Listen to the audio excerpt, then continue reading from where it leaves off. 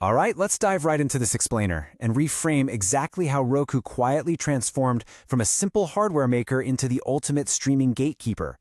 We're going to unpack a masterclass in business evolution, tracking how a company went from producing a simple piece of plastic that plugs into the back of your television to becoming a massive, undeniable platform powerhouse. If you want to understand the modern entertainment landscape, you absolutely have to understand this specific transformation. You probably think of Roku as the company that makes those cheap TV sticks, right? But that is a massive misconception. So how did Roku really win the streaming wars? Think about your own living room for a second.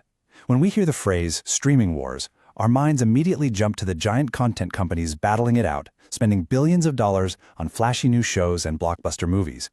But while everyone else was distracted fighting over what we watch, Roku was quietly winning by playing a completely different game.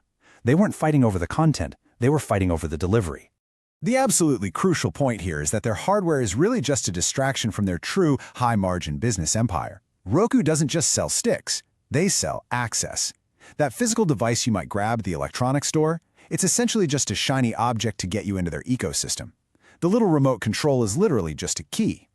The real product they're selling isn't made of plastic and microchips. The real product is access to the most valuable real estate in the world, the attention of the consumer right there in their living room. To see how this all builds, let's look at their origin, because it's actually fascinating. They started out as the original Netflix player, literally a device designed to be the physical extension of Netflix. But they didn't stop there. They established their independence by launching their own standalone hardware player, which set the stage for their most brilliant shift yet, pivoting from a simple plug-in device to a full-fledged operating system. And finally, they cemented this platform by launching the Roku Channel. Step by step, they built an entire digital ecosystem right under the traditional industry's nose. This is a brilliant execution of the Trojan horse strategy. By offering those low-cost pucks and sticks, sometimes even taking a financial loss on them, they essentially invade your living room to deliver a highly profitable, hidden core business directly to you. Why on earth do they sell their hardware so cheaply? Because they want it in as many homes as humanly possible. They practically give away the wooden horse because the real value is the army of platform services hidden inside, just waiting for you to plug it in and turn it on. There is a jarring disconnect between consumer perception and business reality here. When you go to the store and buy a Roku, you think you're buying a piece of hardware. You hand over your cash, walk out with a box, and that's the end of the transaction, right? Well, in reality, what Roku is actually selling is platform access and advertising. This shift in perspective is everything for understanding their business model. You aren't just buying a convenient remote, you're opting into a digital storefront where Roku is the landlord, collecting rent every single day. And the raw numbers back this up perfectly. The low-margin hardware revenue is absolutely dwarfed by their towering high-margin platform revenue. It makes perfect financial sense to take a hit on the physical hardware because the lifetime value of a user inside their platform ecosystem pays for that initial loss many, many times over. Selling devices at a low cost is simply the delivery mechanism for a much larger ad tech business. The true engine behind Roku's pivot to platform relies on turning every single user interaction into profit. And they do this through three main channels. First up, ad sales. They monetize your screen time every time you turn on the TV and navigate their menus. They're making money. Second, the Roku Channel keeps you engaged in their very own free, ad-supported environment. And third, and this is arguably the most powerful piece, they take a cut of every premium subscription.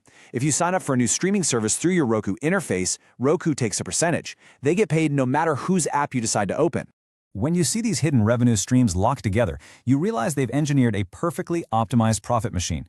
By combining ad sales, their own channel, and the subscription cuts, they are profiting off the entire streaming ecosystem.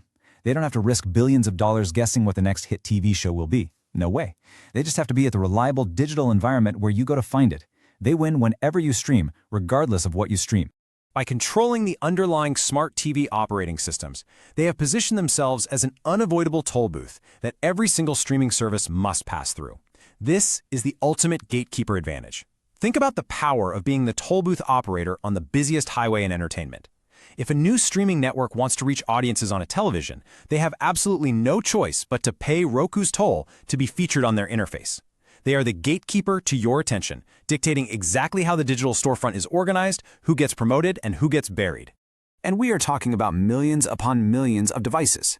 Because they power so many smart TVs globally, their dominance is no longer just about selling those little sticks. By partnering directly with television manufacturers to become the built-in brain of the TV, they've entirely removed the need for the consumer to make a choice at all. The television itself is a Roku right out of the box, natively running their OS. This cements their dominance, proving that their business is about absolute control over the platform, from the factory floor straight to your living room. Which leaves us wondering, in a world where hardware is just a Trojan horse, who really owns the future of television?